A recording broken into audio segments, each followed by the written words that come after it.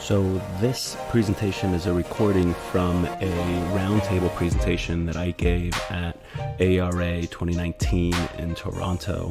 And basically this covers research that we've been doing with the REACH after-school program. And this is the first of a sequence of 4 one-year studies back to back that we've conducted with this research. And it's a short 12-minute presentation and just covers a little bit about what we've done with the REACH after school program. So here we go with another episode of Playing with Research in Health and Physical Education. And before we go into this, I do have co-authors Ray Fredrick from Queens College in CUNY, Sharon Phillips, Kelly Johnston, who is a literacy expert here as well, and Brianna Meza, who was a master's student who's worked with me at Cal State Fullerton. So here we go. So this paper is a first of a sequential set of program papers that we've done on the REACH program over the last 5 years. I'd like to acknowledge Kelly Johnston. She's a back-to-back contributor to our PE SIG. She's in literacy education at Baylor University, and we partnered up in the last few years on the project, and Ray Fredrick, who's been on the ground with me from day one in our pilot in 2013. So I want to have a ton of time to talk about the background and intro, but just to give you some highlights, we know that after-school programs offer this special alternative space for a safe place to play for youth, and it gives access to physical activity and sports. This specific project worked with largely an African-American population, and research has found that Black adolescents face these systemic issues related to negative stereotypes that lead to marginalization, limiting access to participation in sports and access to after-school opportunities, and often there's no culturally relevant curriculum available. But research clearly points out that Black males excel in classrooms and thrive from carrying mentorship relationships and really benefit academically and physically from after-school programs that take a strengths-based approach, especially with positive youth development.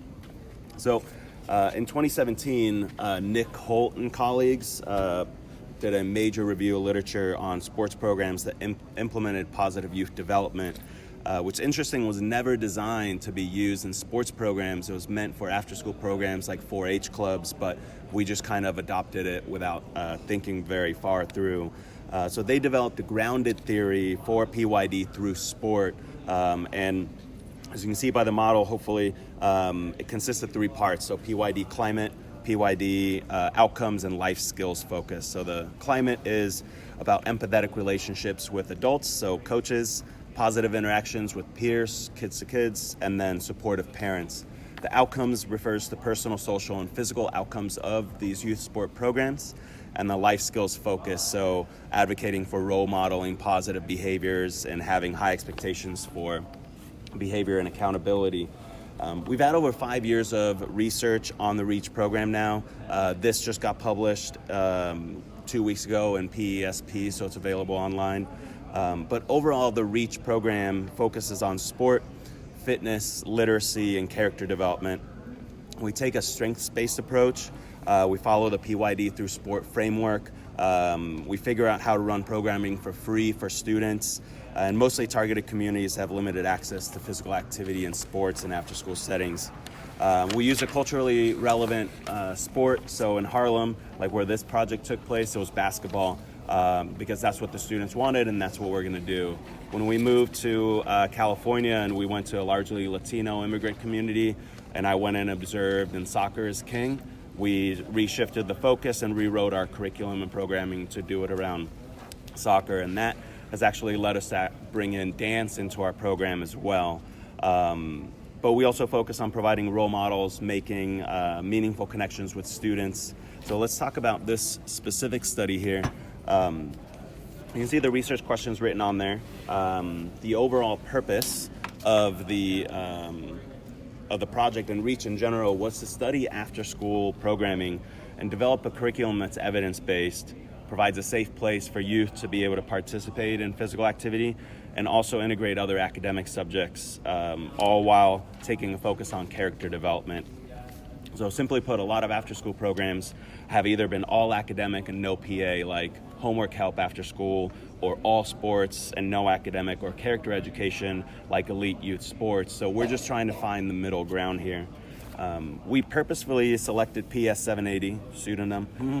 We knew that it was a school that didn't have great academic scores. Only 5% of the students met the state level standards on literacy. And we know that there were kids in that school that loved basketball and they just needed a safe place to be able to play. We had anywhere from 5 to 20 students in any session, but we had a core group of 8 to 10 boys that came in consistently. We had 2 coaches, Ray and Risto. That's me. So Ray identifies as African American, played D1 basketball. He was getting his doctorate at Columbia at the time, so he brought with him a tremendous amount of social capital into that room. Me, on the other hand, I'm really bad. I was bad at basketball, and so I didn't. I am. And so I didn't align with the boys in race, skill, socioeconomic background, so there are 2 different looks on this. We got to interview 7 of the boys in addition to the reflection journals that they completed every week and our field notes. Those became the data sources, and we had a variety of methods to ensure trustworthiness, credibility. We had insider and outsider as a coder, peer reviewer, and so the results from the interviews, field notes, and journal entries gave us 3 robust themes, and I'm going to try to fly through these themes, just highlight. And when we looked through, the neighborhood the boys lived in and went to school in was often dangerous. So in asking where the boys played outside of school, we were inundated with stories of fighting, shootings at the park that they played basketball in, and clearly a really well thought out navigation of dangerous situations by the boys. And I was surprised at how much the boys had been in fights, but it wasn't out of mayhem or something like that. It was a tool to protect themselves and counter this fear of, they talked about dying young. Like the quote that was here, when I asked why the boys felt like they needed to fight, they said, because I don't want to die. So I asked, is that something that you're afraid of like shootings? And Ismail replied, yeah, that's what I think I'm afraid of. And the normalcy of gun violence was really shocking to me. The boys knew how to navigate the parks.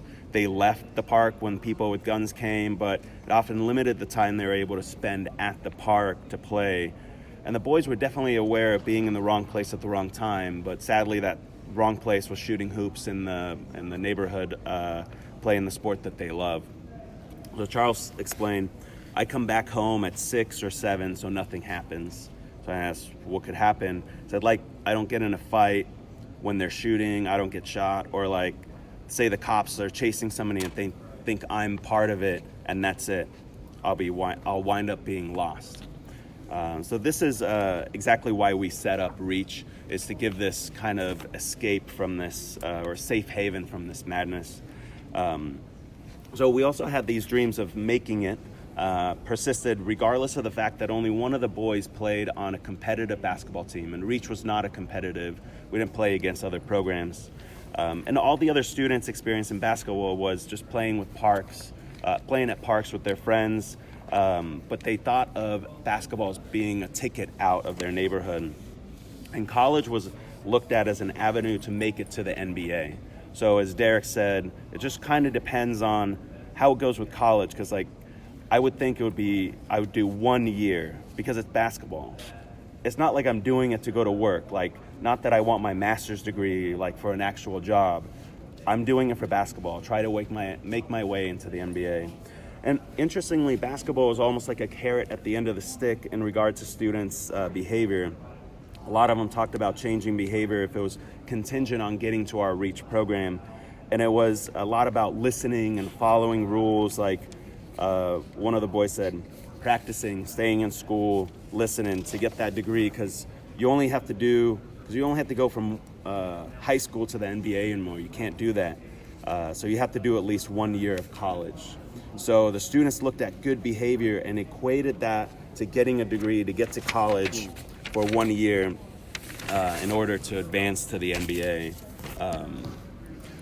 So the boys had role models, and it turned out some of them were us. As coaches, they said that if this NBA thing doesn't work out, then maybe after college, if I don't make it to the NBA, then I'll just be a coach like you guys. I like coaching because you're basically helping other kids so they can be better and make it to the NBA. So the pipe dream still endures. And other boys had young adults. One of the boys had a D1 basketball player that came back during summer breaks and helped him get better. And of course, all of them looked up to NBA stars. But more importantly, the boys started seeing themselves as role models.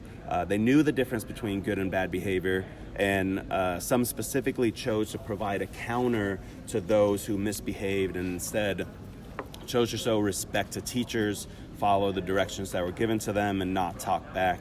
So one of the quotes says, "Because I respect my teacher, and if I ever get in trouble, I don't talk back, and I do what they tell me to do." So the kids can all see better, instead of looking at the ones that curse in front of them and the ones that get suspended and do bad things all the time. So the safe place to play contributed to this PYD climate that the participants experienced. And rather than focusing on their lived experiences of fear, participants connected to the coaches and each other as they engaged in the REACH curriculum. Now, we argue that the lived experiences of participants really matter for understanding the relationships formed through the PYD program, thus extending this PYD through sport model. Our study reinforced the idea that these boys, even though they weren't elite athletes, still harnessed this goal of using sports to make it out, which is a concept that typically has been researched and most notably by Lewis Harrison, more so in older college student athletes, not kids playing in a non-competitive after-school program. Now, Ray was a really great role model for the boys in the program, and we see research that shows that race, ethnic status, class, and gender all play a part in who children choose as role models. And they are more at ease at taking words of advice from an adult who has had similar life experiences, which, interestingly, Ray didn't necessarily have. His father's an educator. He didn't grow up poor, but the students kind of just assume that for some reason. So we've had some main conclusions here. First, we bring up this reciprocal relationship between PYD climate, life skills, and outcomes, and extend this PYD climate idea and extend it to include the experiences and lived experience of these students in the program and how those perceptions then play out. And then we talk about how this idea of making it out is not just a college student athlete thing, and comes up even with 5th to 8th grade boys in our program. And finally, we show that after-school programs following a PYD through sport model can help boys navigate this really confusing urban community and overcome barriers to exercise and play and help develop role models. And I'll just highlight, if you're interested in this PYD through sport model, we had Nick Holt on our podcast.